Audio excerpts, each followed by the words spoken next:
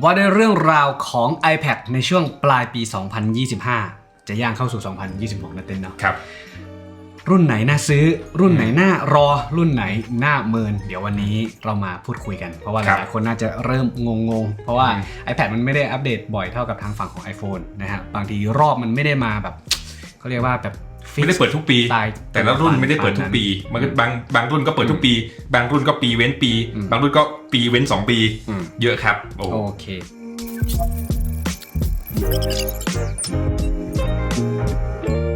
ประเด็นแรกเลยณปัจจุบันรุ่นที่วางขายสำหรับ Apple เลยนะฮะเป็น Official อยู่เนี่ยเราจะมีซีรีส์ตั้งแต่เริ่มต้นนะครับซีรีส์เริ่มต้นเริ่มตรงกลางแล้วก็ขึ้นไปสูงสุด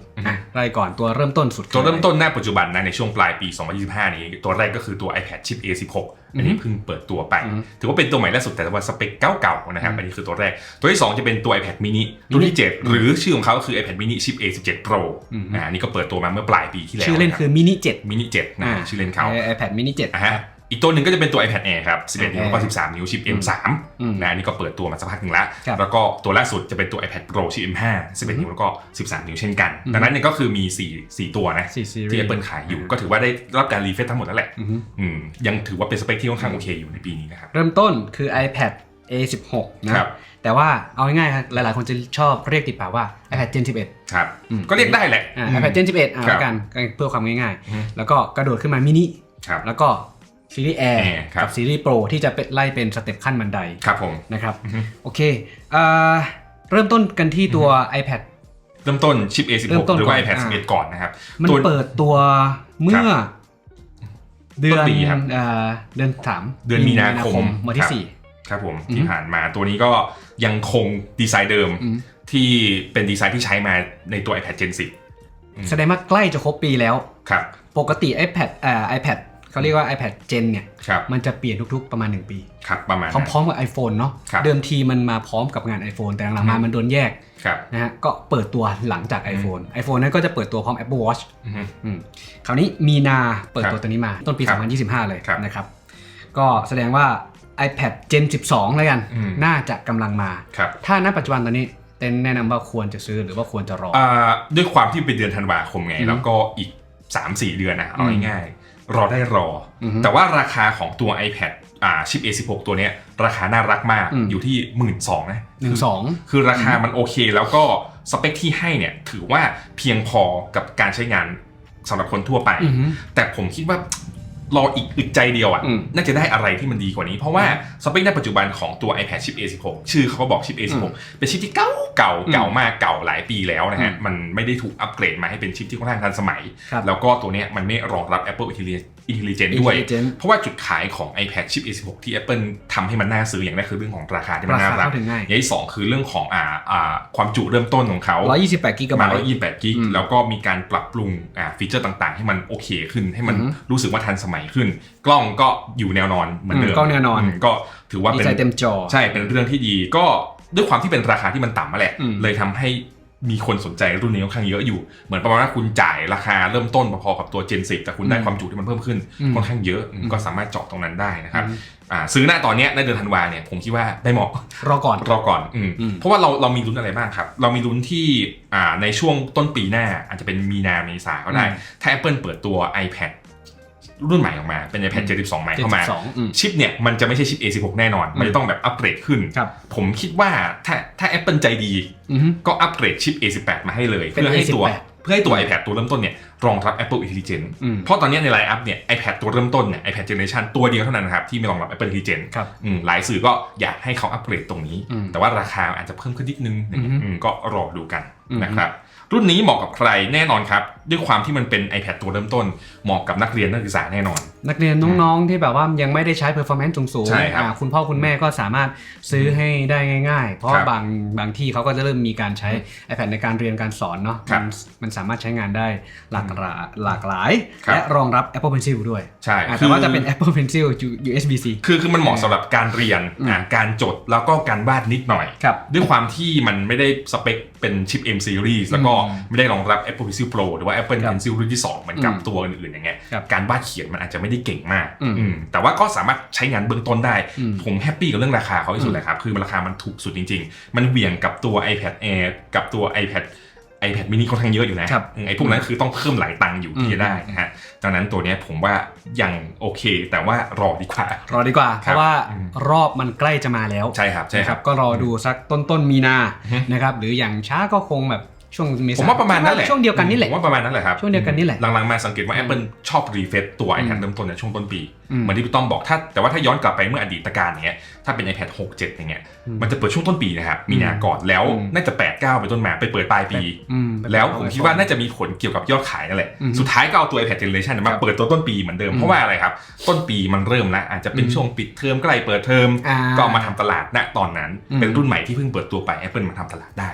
ผมคิดว่านี่แหละเหตุผลสำคัญที่ทำไม iPad ตัวเริ่มต้นถูกช่วงเปิดเรียนเนาะช่วงเปิดเรียนด้วยกันนึงแต่อีกอันนึงก็คือเป็นการช่วงที่เขาแบบว่า Apple ต้นปีไม่ค่อยมีอีเวนต์ถ้าสมมติ iPhone มันจะมาช่วงปลายปีก็จะเอาตัวนี้มากรบตัวนี้ด้วยก็จะทำให้ได้ช่วงต้นปีนี้ได้กระแสของทาง iPad ผ่านไปอีก3เดือนได้ของ WWDC ผ่านไปอีก3เดือนได้ของ iPhone อะไรอย่างเงี้ยหลักการประมาณนั้นเลยครับอันนี้แนะนำรอสำหรับคนที่ไม่รีบแต่ถ้ารีบแล้วก็ได้ราคาดีก็จัดได้เลยนะผมคิดว่าครับถ้าจำเป็นต้องใช้ก็ควรเลยครับโอเคเนอะต่อมาเป็น iPad mini ละครับ mini เนี่ยผมเนี่ยเป็นแฟนคลับ iPad mini นะเพราะว่า iPad รุ่นแรกที่ผมใช้เนี่ยก็คือตัว iPad mini รุ่นที่1ผมก็ติดตามการเปลี่ยนแปลงของ iPad mini มาตลอดแล้วก็เห็นว่ามันมีกลุ่มลูกค้าของเขาจริงๆแม้บางปีมันจะขายไม่ดีแต่ว่า iPad mini 6ขายดีนะครับเป็นรุ่นที่ขายดีแล้วก็ต้องรอเวลาหลายปีกว่าจะเปิดตัวiPad mini 7 ว่า iPad mini chip A17 Pro มารอบนี้สิ่งที่เขาเอามาให้ก็คือชิปที่มันเก่งขึ้นมากเป็นชิป A17 Pro นะก็รองรับ Apple Intelligence Apple Intelligence ครับผมแล้วก็เสน่ห์ของเขาเนี่ย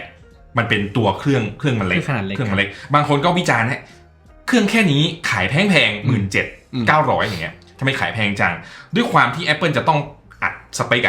อัดความสามารถอะไรอย่างเงี้ยเข้าไปในตัวเครื่องที่มันน้อยผมคิดว่าตรงเนี้ยมันเป็นเหตุผลสำคัญที่ทำให้ตัวเครื่องมีราคาสูงแล้วก็มันเจาะกลุ่มเป้าหมายของเขาจริงๆนะหลายคนบอกว่า iPad mini เนี่ยมันเอามาใช้อะไรบ้างหลายสายอาชีพใช้งานนะครับอย่างเช่นพวกที่ต้องออกภาคสนามที่ต้องถือ iPad ไปบันทึกข้อมูลเนี่ยอันนี้ต้องใช้คุณถือ iPad ใหญ่ๆไปมันลำบากแต่ถ้า iPad mini เนี่ยคุณสามารถถือได้ด้วยมือเดียวคุณก็เอาไปจดข้างนอกอย่างเงี้ยพวกพยาบาลพวกแพทย์ก็ได้เหมือนกันแล้วก็ที่สำคัญก็คือตัว iPad mini รุ่นใหม่เนี่ยเขารองรับ Apple Pencil Pro ด้วยนะ Apple Pencil Pro ใช่ก็คุณสามารถใช้ความสามารถนั้นได้วาดเขียนก็ดีพกพาก็สะดวกราคาก็ยังคงไม่สมเหตุสมผลของเขาอยู่ต่ำ 20,000 ต่ำ 20,000 ผมว่าไปได้นะฮะแล้วก็ที่สำคัญรองรับ Apple Intelligence นะไอ้ตัวนี้ตัว iPad mini รุ่นที่7เนี่ยชิป A17 Pro เนี่ยเขาเปิดตัวเมื่อ15 เดือน 10ของปี 2024ก็คือจะเปิดตัวก่อน iPad รุ่น Generation รุ่น11เนี่ยดังนั้นเนี่ยคือตอนนี้มันผ่านมาจะประมาณปีกว่าๆละปีกับ2เดือน3เดือนราวๆนี่ไม่เกินนั้นดังนั้นเนี่ยก็คือถ้าหาว่าปกติ iPad mini เขาจะรีไซเคิลสักประมาณ2 ปีประมาณ2 ปี2 ปีดังนั้นถ้าหากว่าเป็นไปได้จริงๆคือถ้าท่านพูดนะตอนนี้ก็ยังใหม่อยู่สำหรับตัว iPad mini รุ่นที่7ตัวนี้จะสามารถซื้อได้ครับซื้อได้เว้นแต่ Apple จะทำเซอร์ไพรส์ผมคิดว่าถ้าเซอร์ไพรส์เนี่ยมันเหมือนเป็นก็ใช่หักอกแฟนคลับ iPad mini อย่างผมอะเพราะว่าผมเนี่ยใช้ iPad mini 6 อยู่นะพี่แต่ว่ายังไม่ได้อัปเกรดมา iPad mini 7 นะเพราะว่ารู้สึกว่าความแตกต่างเรื่องของชิปผลมันไม่ได้อะไรขนาดนั้นเราใช้ในเรื่องของการพกพาซะมากกว่าซึ่งมันก็โอเคอยู่แล้วแต่ว่าสิ่งที่คาดหวังใน iPad generation ถัดไปก็คือตัว iPad รุ่นที่8ใช่ไหมใช่รุ่นที่8รุ่นที่8ที่มีโอกาสจะเปิดตัวในช่วงปลายปีหน้ามันมีข่าวบอกว่าเขาจะได้อัปเกรดหน้าจอเป็นหน้าจอ OLED ผมจะรอดูตรงนั้นแหละก็ว่าถ้ามันมาจริงก็ถือว่าน่าซื้อแต่ถ้าใครเนี่ยยังไม่มี iPad mini อยากได้ประสบการณ์ของ iPad mini ณตอนนี้นะหน้าธันวาจนถึงต้นปีเนี่ยอยากซื้อตัว iPad mini chip A17 Pro ซื้อได้เพราะมันเวลาเป็นปีกว่าที่แบบ iPad รุ่นใหม่ iPad mini รุ่นใหม่จะเปิดตัวอันนี้คือข่าวลือนะแต่ว่าก็รอดูเผื่อมีเซอร์ไพรส์ต้นปีไงอยู่ดีๆก็มาเพราะอย่างที่บอกมันปีกว่าแล้วที่เขาไม่ได้เปิดตัวสรุปกันสั้นๆไว้อีกครั้งนึงตัว iPad Gen 11เนี่ยคือรอดีกว่าส่วน iPad mini สามารถซื้อได้เลยเพราะว่าอีกสักพักหนึ่งกว่าจะมานะครับต่อมาในซีรีส์ที่ระดับ จะไปแตะโปรละก็คือเป็นซีรีส์ของ Air จะมีอยู่2ขนาดคือ11กับ13ทั้ง Air ทั้งโปรจะมีอยู่2ขนาดคือ11กับ13แต่แตกต่างกันคือเรื่องของชิปประมวลผล Air เนี่ยจะใช้ M3 Pro ณปัจจุบันล่าสุดจะใช้ M5 มา iPad Air โอเคเดี๋ยวผมย้อนกลับไปนิดนึงนะครับก่อนที่จะเข้าไปเรื่องของ iPad Air เมื่อก่อนเนี่ย Apple ขาย iPad รุ่นเดียวนะไซส์เดียวเลยแล้วก็เปิดตัว iPad Pro มาซึ่งมันมีความต่างกันตรงนี้อยู่ทีนี้ iPad Air เมื่อก่อนเนี่ยถูกตั้งตำแหน่งให้เป็น iPad เครื่องที่เบาแล้วก็บางอยู่ตรงกลางของตัวระหว่างตัว iPad เฉยๆแล้วก็ iPad Pro แต่หลังมาเนี่ยเหมือน Apple เริ่มผลักดันแล้วแหละเริ่มเปลี่ยนแล้วว่าiPad Air ไม่ใช่เป็นเรื่องของความเบาบางนะครับแต่ iPad Air เนี่ยมันเป็นเรื่องของคุณทำงานเกือบโปรแล้วแหละคุณเลยใช้ตัว iPad Air ตัวนี้ได้ความหมายก็คือคุณจะใช้งาน workflow เกือบโปรแต่คุณไม่ได้มีงบที่จะไปซื้อตัวโปรใช่คือ iPad Air มาตอบตรงนี้อันนี้คือก้อนแรกก้อนที่2เมื่อก่อน iPad Air มีแค่ไซส์เดียวก็คือ11นิ้วถ้าคุณอยากได้ iPad 13นิ้วคุณต้องซื้อ iPad Pro เท่านั้นอันนี้คือปัญหาเลยว่าบางคนเนี่ย workflow เกือบโปรแต่ไม่ได้ใช้อยากได้จอใหญ่มากๆก็ไม่มีตังค์ไปซื้อ iPad Pro 13นิ้วก็เลยออกตัว iPad Air 13นิ้วมาเพื่อมาอุดตรงนี้ดังนั้นเนี่ย iPad Air มันก็เลยกลายเป็นตัวกลางที่ขายดีพอสมควรคุณอยากได้ iPad เฉยๆมันก็ไม่แรงพอ iPad Pro ก็แรงเกินไปทั้งประสิทธิภาพแล้วก็ราคาใช่สำหรับบางคนในกลุ่มนั้น iPad Air ตอบเลยมันก็เลยเป็นรุ่นที่ขายดีพอสมควรนะปีนี้ก็คือ iPad Air เปิดตัวต้นปีเหมือนกันนะพร้อมๆกับ iPad ใช่รุ่นที่11คือมีนาคม2025เป็นปีที่ผ่านมาทุกอย่างเหมือนเดิมมีการปรับปรุงชิปประมวลผลให้มันเก่งขึ้นนั่นแหละตัวนี้เนี่ย iPad Air ด้วยความที่มัน workflow มันเกือบโปรแล้วก็ใช้ชิป M series ก็คือตัว M3 ซึ่งก็ถามว่าเก่าไหมมันก็เก่าแล้วแหละเมื่อเทียบกับความห่างเจนมัน2ซีรีส์แล้วปัจจุบัน M5 ครับซึ่งมันเป็นปกติอยู่แล้ว Apple คงไม่เอาตัว iPad Air เนี่ยให้มันเท่ากับตัว Pro ไม่งั้นคนจะไม่ไปซื้อตัว Pro ไงมันก็ต้องแยกกันประมาณนี้ซึ่ง workflow ของคนที่ใช้ตัว iPad Air มันก็มีหลายกลุ่มมากๆเลยมันครอบจักรวาลนักศึกษาเริ่มต้นก็ได้คนที่ตัดต่อวิดีโอประมาณนึงก็ได้Content Creator ก็ได้ที่ใช้งานในระดับกลางๆกำลังจะเทิร์นโปรแล้วกันเขาเรียกว่าเป็น Amateur มือสมัครเล่นใช่วาดเขียนแอนิเมชันก็ได้หมดเลยแต่แค่มันไม่ได้แรงเท่าตัวโปรเท่านั้นเองส่วนเรื่องของความแตกต่างที่มันสู้โปรไม่ได้ก็จะเป็นเรื่องอะไรบ้างเรื่องหน้าจอนะหน้าจอที่ของตัว iPad Air เนี่ยยังเป็นหน้าจอ LCD refresh rate 60 Hz อยู่แต่โปรตอนนี้เขาเป็นOLED เรียบร้อยแล้วก็120 Hz refresh rate 120 Hz อยู่โปรโมชั่นครับคือความแตกต่างกันเบื้องต้นเนี่ยเอาง่ายๆถ้าคุณ workflow เกือบโปรแต่ว่าไปตัวโปรไม่ไหวตัวเนี้ยเหมาะยังไงก็เหมาะถามว่าซื้อตอนนี้ได้ไหมก็กำกึ่งๆนะเพราะว่าด้วยความที่ iPad Air มันเพิ่งเปิดตัวไปเนอะเมื่อต้นปีที่ผ่านมามันต้องลุ้นหลายประเด็นเลยนะว่าในช่วงต้นปีหน้าเนี่ย Apple จะเปิดตัว iPad Air รุ่น refresh chip หรือเปล่าเช่น Air นี่ก็เกือบปีนะส่วนใหญ่ปีนึงแล้วก็ปีนิดๆใช่ไม่ถึง2ปีคือมันจะเร็วกว่าฝั่งของมินิเพราะว่า iPad Air ชิป M2 เนี่ยเปิดตอนเดือน5คือพฤษภาคมของปี2024นะครับแล้วก็กระโดดมามีนาคมของ2025ก็คือเปิด M3 แล้ว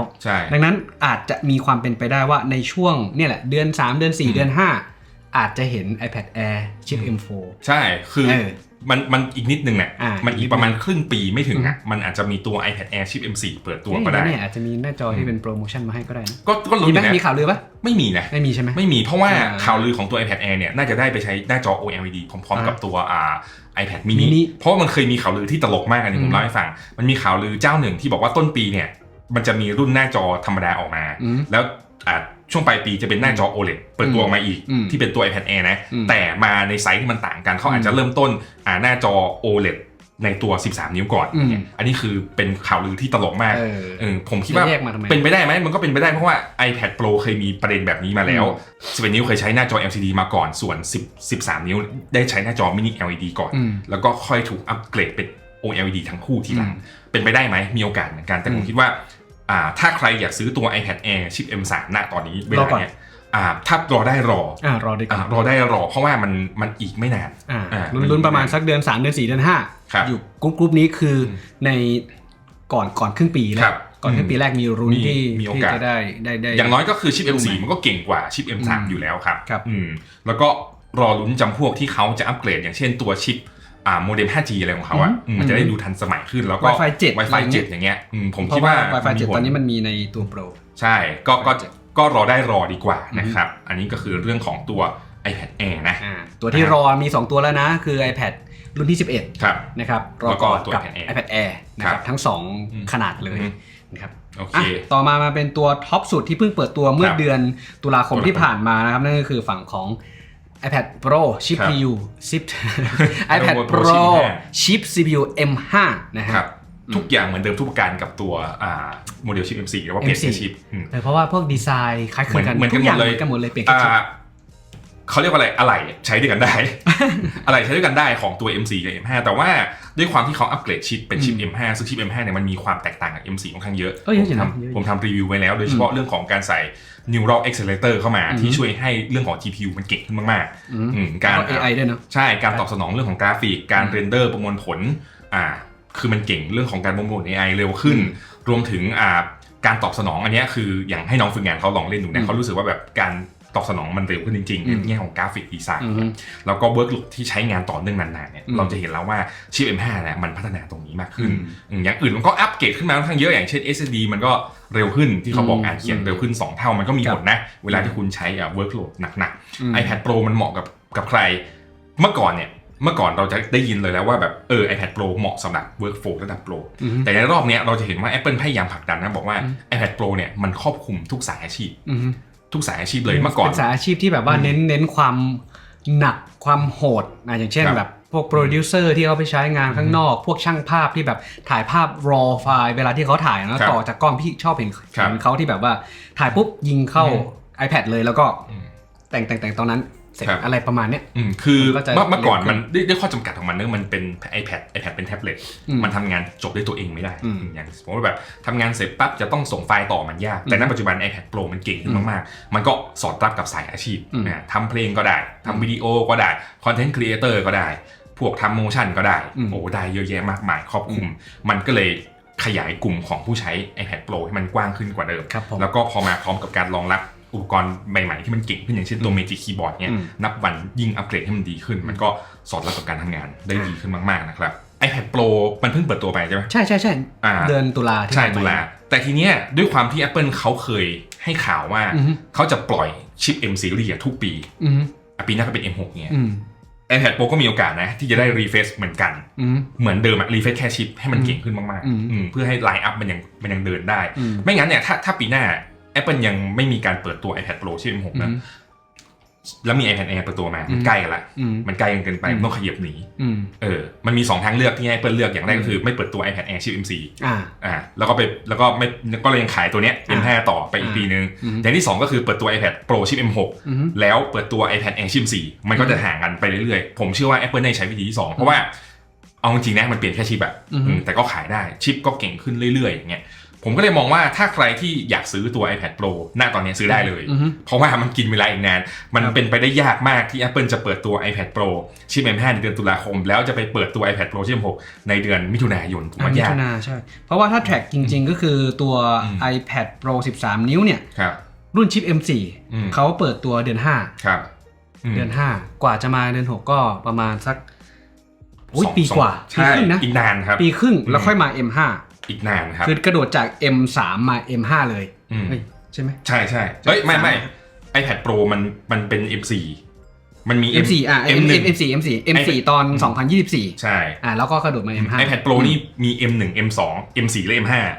M3 ไม่มีเพราะมันเป็นปีที่ไม่มี iPad รุ่นไหนเปิดตัวเลยในปีนั้นเหมือนที่ Apple จะล้างเขาเรียกว่าล้างหน้าไพ่ของการวาง iPad ไลน์อัพใหม่หมดซึ่งณปัจจุบันเราเริ่มเห็นรูปแบบแล้วก็ประมาณปีครึ่งที่จาก M4 มาเป็น M5 ครับเพราะว่าน่าจะเป็น iPad Pro M4 ป่ะที่แบบว่าเป็นอุปกรณ์ Apple ตัวแรกที่ได้ใช้ชิป M4 Apple เปิดตัว iPad Pro ก่อนนะครับแล้วค่อยมาเปิดตัว MacBook Pro ทีหลังตอน M4 นะผมจำได้อยู่ก็ประมาณนี้แหละถ้าใครจะซื้อ iPad Pro หน้าตอนนี้ก็ซื้อได้เพราะว่าน่าจะมาอีกทีก็คือเร็วสุดปลายปีหน้าก็รอดูกันนะอันนี้ก็คือ iPad มือหนึ่งสรุปอีกครั้งซื้อได้เลยสดๆเลยคือ iPad Pro นะตอนนี้ชิป M5 ซื้อได้เลยส่วนที่ซื้อได้เลยอีกอันนึงก็คือ iPad mini ชิป A17 Pro ซื้อได้เลยส่วนที่แนะนำให้รอคือ iPad Gen 11 ที่อาจจะกระโดดมาเป็น12แล้วก็ iPad Air ที่อาจจะกระโดดมาเป็นชิปตัวใหม่นะครับซึ่งให้รอสักราวๆมีนาเมษาพฤษภา3เดือนนี้3 4 5ของต้นปี2026รอได้นะ2อันนี้คือมือ1นะส่วนมือ2รุ่นที่ถ้าสมมติว่าอยากจะได้มือ2แนะนำตัวไหนถ้าอยากจะซื้อจริงๆนะตอนนี้ไม่อยากได้มือ อะไรก็ได้ที่เป็น M series ขึ้นแต่ว่ามันยังมีประเด็นหนึ่งที่อยากเล่าให้ฟังนะครับเอาเป็น iPad เฉยๆก่อน iPad เฉยๆเนี่ยถ้าเป็นมือ2หน้าตอนนี้iPad Gen 10 น่าจะมีแล้วแหละแต่ผมคิดว่าราคามันจะใกล้กับตัว iPad Gen 11 อยู่แล้วไม่ต้องซื้อไปเอาตังค์ไปซื้อ Gen 11 ดีกว่าถ้าอยากได้นะหรือไม่ก็รออีกนิดนึงรอให้ Gen 12 ออกมาแล้วคุณค่อยรอช้อนไอ้ใช่รอช้อนก็ได้อันนี้ก็คือ Gen 10 เนอะสีเหลืองของเรานี่เนาะต่อมาถ้าเป็นตัว iPad Air เนี่ย M1 ซื้อได้นะเพราะว่ายังไหวอยู่ iPad Air M1 M2 พอได้มือ2เนี่ยผมคิดว่าเกลื่อนแต่ถ้าคุณอยากได้หน้าจอ13นิ้วคุณต้องซื้อ M2 เพราะมันเริ่มไม่ได้เจเนอเรชันนั้นซื้อได้นะต่อมา iPad Pro เนี่ยที่ผมบอกว่า M series ขึ้นเนี่ย iPad Pro ซื้อได้2อันก็คือ iPad Pro ชิป M2 รวมถึงตัว iPad Pro ชิป M4 M1 ไม่ควรซื้อนะเพราะมันเก่ามากๆ2กับ4 M2 กับ M4 ใช่ iPad Pro M1 มันเก่าแล้ว Apple ออก iPad Pro ชิป M5 มาเพื่อกระตุ้นให้คนใช้ M1 อัปเกรดมาเอาง่ายๆคือถามว่าซื้อได้ไหมเพิ่มตังค์อีกหน่อยไปดูตัว M2 มือ2ดีกว่าผมก็เพิ่งขายไปนะหรือไม่ก็ M4 ไปเลยใช่ไม่ก็ M4 ไปเลยจะเวิร์กกว่าส่วน iPad mini มือ2น่าจะนี้ซื้ออะไรได้ iPad mini 6ผมว่าตอนนี้ขายเกลื่อนเพราะว่าอยากอัปเกรดแล้วแหละอาจจะไปดูในรุ่นที่มันจอใหญ่มากขึ้นเขาก็เลยเอามาขายหรือไม่ก็อยากได้ชิป A17 Pro เพื่อใช้ Apple Intelligence ก็มีขายเช่นกันอันนี้ซื้อได้แต่ถ้าบางคนไม่ได้ซีเรียสกับ Apple Intelligence มากๆก็ตัว iPad mini 6 ก็ยังไหวครับได้สบายที่แนะนำจริงๆก็เป็นตัว iPad Air ชิป M2 แหละมือ2เนี่ยซื้อได้เลยหาซื้อได้แล้วก็ตัว iPad Pro ชิป M4 รวมถึง M2 ก็พอได้นะครับนะแล้วก็รุ่นที่ไม่ควรซื้อ Gen 10 ลงไปไม่ต้องเลยมันเก่า iPad เริ่มต้นใช่ไหม Gen 10 ลงไปมันเก่ามาก Gen 9 Gen 8 นี่เป็นพอร์ต Lightning เนี่ยคือซื้อมาได้นะแต่ว่าด้วยความที่มันเก่าแล้วอ่ะผมคิดว่าเพิ่มอีกหน่อยมันก็เรื่องสายชาร์จด้วยใช่ซื้อ Lightning อาจจะต้องไปหาแบบสายชาร์จที่เป็น C to Lightning หรือ A to Lightning ก็นั้นที่บอกว่าซื้อเนี่ยก็คือไม่ซื้อมาเป็นเครื่องหลักแต่ถ้าอยากซื้อ iPad Gen 9 มาเป็นเครื่องรองก็ได้ไม่ซีเรียสนะครับประมาณนั้นนะประมาณนี้โอเคนี่น่าจะเป็นมีอะไรไหมอุปกรณ์เสริมครับอุปกรณ์เสริมครับทีนี้มันมีหลายคนที่ให้คำถามมาว่าเราซื้อ iPad เครื่องนึงเนี่ยมันควรจะซื้ออุปกรณ์เสริมอะไรบ้างที่ Apple ขายหลักๆมันก็มี2ตัวนะที่คนจะลังเลในการซื้ออย่างแรกก็คือตัว Apple Pencil อย่างที่2ก็คือตัว Magic Keyboard เดี๋ยวผมเล่า case study ให้ฟังแล้วกัน Magic Keyboard แล้วก็ Smart Keyboard ด้วยนะ Smart Keyboard จะมี2อันเอา Apple Pencil ก่อนครับ Apple Pencil เนี่ยผมเจอคนรอบตัวมาหลายคนแล้วคนที่จำเป็นต้องซื้อแต่ไม่ซื้อกับคนที่ไม่จำเป็นต้องซื้อแต่ซื้อไอคนที่ไม่จำเป็นต้องซื้อแต่ซื้อเนี่ยซื้อมาสุดท้ายคุณไม่ได้ใช้ซึ่งเหมือนผมไม่ได้ใช้เลยเราไม่ได้มีไม่ใช่สายจดสายวาดสายแบบ create pro key อะไรอย่างเงี้ยดูว่างานที่เราทำกับ iPad เราทำอะไรบ้างเราถามตัวเราเองเราตอบได้อย่างผมเนี่ยแทบไม่วาดเขียนเลยมากสุดคือพิมพ์อย่างเดียวแล้วก็จิ้มแค่นั้นเองดังนั้นถ้าคุณอยู่ในกลุ่มนี้ไม่ต้องซื้อแต่ถ้าคุณเป็นนักศึกษาคุณชอบจดคุณซื้อก็ได้ไม่ชอบจำเป็นจำเป็นว่าจำเป็นต้องจดซื้อก็ได้อันนี้คือแบบง่ายๆแล้วApple Pencil มันก็มีหลายรุ่นให้เลือกนะในปัจจุบันก็จะเป็นตัว Apple Pencil พอร์ต USB-C Pencil Pro อย่างที่Apple ขายอยู่ก็ลองดูว่ารุ่นเราเนี่ยมารองรับตัวไหนถามคนขายก็ได้ถามว่าถ้าเราเอามาจดเฉยๆใช้ตัว Pro เลยไหมก็ไม่จำเป็นใช้ตัว USB-C ก็ได้มันก็เชื่อมต่อแป๊บเดียวก็ใช้งานได้หรือไม่ Third Party มีเยอะแยะมากมายแบบสไตล์ลัดเพียบครับสไตล์ลัด8-900อะไรอย่างเงี้ยก็ยังพอมีอยู่พันต้นก็ยังมีอะไรอย่างเงี้ยก็ดูครับว่าเราเหมาะไหมความต้องการของเรากับงานที่เราใช้ใช่ต่อมา Magic Keyboard ไอ้ตัวเนี้ยที่ผมใช้งานอยู่ตรงเนี้ยก็เหมือนกันผมแนะนำนะว่าถ้าใครที่มี MacBook อยู่แล้วมี iPad อีกตัวหนึ่งคุณไม่จำเป็นนะจะต้องซื้อ Magic Keyboard มาอีกตัวหนึ่งคุณไปพิมพ์ในนู้นดีกว่าจบกว่าคุณพิมพ์ตรงนู้นดีกว่าเพราะอันนี้มันพิมพ์ยากมันถึงแม้ว่าคุณจะใช้ตัว iPad 13 นิ้วก็พิมพ์ยากสเปซของการใช้งานเนี่ยมันไม่เหมือนกับบน Mac เนาะบน Mac เขาดีไซน์มาin case คือคุณมีเครื่องคอมพิวเตอร์โน้ตบุ๊กอยู่แล้วอะไรอย่างเงี้ยไม่จำเป็นต้องซื้อแต่ว่าถ้าเราไม่มีคอมพิวเตอร์ก็ซื้อได้อยากได้ให้มันจบแบบนี้คุณซื้อได้เลยพกเครื่องเดียวไม่ต้องพก2 อันแต่เหมือนที่พี่ต้องบอกก็คือมันก็มีแบรนด์อื่นที่เขาขายเหมือนกันราคาไม่ได้แรงขนาดนี้อันนี้ก็10,000อ่ะแต่ก็ต้องไปดูอีกนะว่าแบบความเสถียรความอะไรเงี้ยก็ต้องแล้วแต่ยี่ห้อต้องไปลองเลือกดูเพราะว่าในปัจจุบันเนี่ยที่ผมบอกว่าถ้าคุณมีคอมอยู่แล้วอ่ะคุณไม่จำเป็นที่ต้องซื้อMagic Keyboard สำหรับ iPad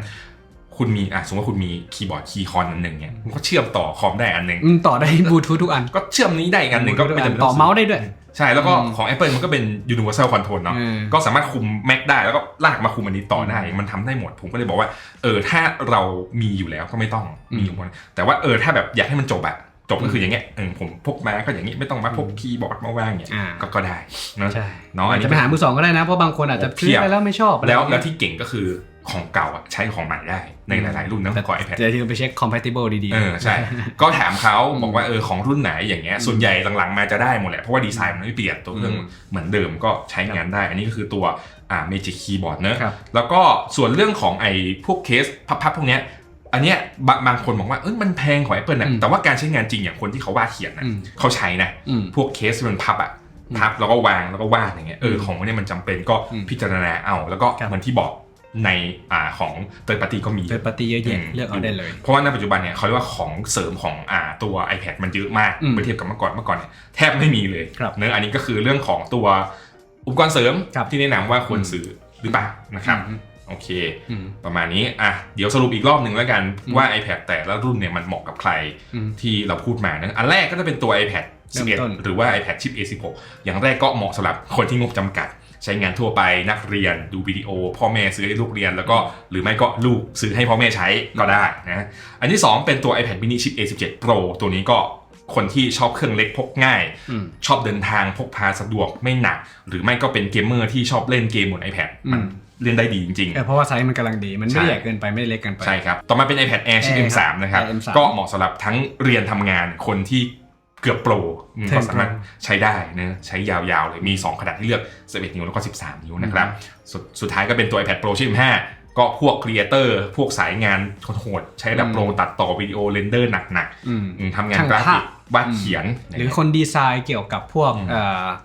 ระบบอะไรต่างๆพวกนี้มันมีแอปพลิเคชันค่อนข้างเยอะทำเพลงก็ได้นะทำเพลงพวก Logic Pro อะไรเงี้ยก็จะมีเหมือนกันตัดต่อ Final Cut บางอันก็คือบางคนอยากจะออกไปทำงานข้างนอกสมมุติเขามีเครื่อง Mac Studio อยู่ข้างในสตูดิโอแต่ว่าอันนี้ก็อาจจะแบบไปดับไปอะไรอย่างเงี้ยข้างนอกแล้วก็ค่อยมาลิงก์กันต่อได้เพราะว่าแอปพลิเคชันบน iPad ที่มันเคยอยู่บน Mac มันมาอยู่บน iPad เยอะดาวินชีก็มาได้ Final Cut ก็มาได้ด้วยความที่มันใช้ชิปเดียวกันไงใช่หลังๆมามันก็เลยแบบสะดวกง่ายขึ้นใช่ครับโอเคประมาณนี้แต่ว่าก่อนจะจบเนี่ยเดี๋ยวมีคำถามผมถามพี่แล้วกันทุกวันนี้เราจะสังเกตว่า iPad เริ่มเก่งขึ้นเริ่มมีความเป็นคอมพิวเตอร์มากขึ้น1คำถามตลอดการก็คือ iPad เนี่ยมันใช้แทน Mac ได้หรือยังได้หรือยังในความคิดพี่สำหรับพี่คิดว่าเกือบแต่ไม่ทั้งหมดเพราะว่างานบางงานมันก็ยังทำบน Mac อยู่ดังนั้นมันขึ้นอยู่กับว่าเราถนัดอะไรมากกว่าคือสมมุติแบบเราเป็นคนใช้ Mac หรือว่าใช้ PC ไอ้คอมพิวเตอร์มาแบบ10 ปีอย่างเงี้ยแล้วงานของเรามันอยู่ตรงเนี้ยซึ่งมันเข้ามือแล้วมันไม่มีความจำเป็นที่เราจะต้องแบบผันตัวเองมาเพื่อใช้แบบโยน Mac ทิ้งแล้วมาใช้บน iPad ดีกว่าอะไรเงี้ยมันก็ไม่ใช่เพราะว่ามันมีคำถามมาในช่วง iOS 26 ที่เปิดตัวพร้อมกับ iPadOS 26 ด้วยซึ่งมันมีความใกล้เคียงกันมากระหว่างตัว macOS กับ iPadOS เรียกได้ว่าแบบหน้าตาคล้ายคลึงกันเมนูคล้ายคลึงกันเหมือนจะ merge เป็นอันเดียวกันเลยด้วยซ้ำทางตอนที่ Apple เขาพรีเซนต์อยู่บนเวทีเขาก็บอกอยู่แล้วว่ามันตอบโจทย์ขึ้นมาเพื่อให้มันคล้ายคลึงกันเราจะได้รู้สึกว่ามันไม่แปลกแยกกันระหว่าง2ระบบคือถ้าคุณจำเป็นจะทำงานอยู่บนระบบเนี้ยก็ทำบนเครื่องนี้นะครับแต่ว่าสมมุติบางอย่างใช้ iPad สะดวกกว่า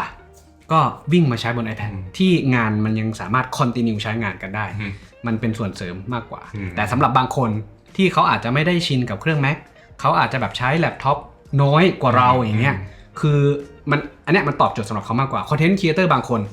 ถ่ายกล้องบนตัวนี้ตัดต่อบนตัวนี้ทุกอย่างเสร็จสับบนของเขาได้บนอุปกรณ์ของเขาแล้วมีวาดเขียนด้วยอะไรเงี้ยทำภาพอะไรซึ่งไม่ผิดเลยถ้าคุณจะเลือกใช้ iPad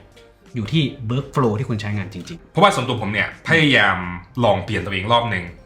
ลองไม่ใช้ MacBook แล้วมาใช้ iPad Pro ไม่ได้จริงเพราะว่าฟีลลิ่งมันต่างกันครับอันนี้มันเป็นแท็บเล็ตเนอะมัน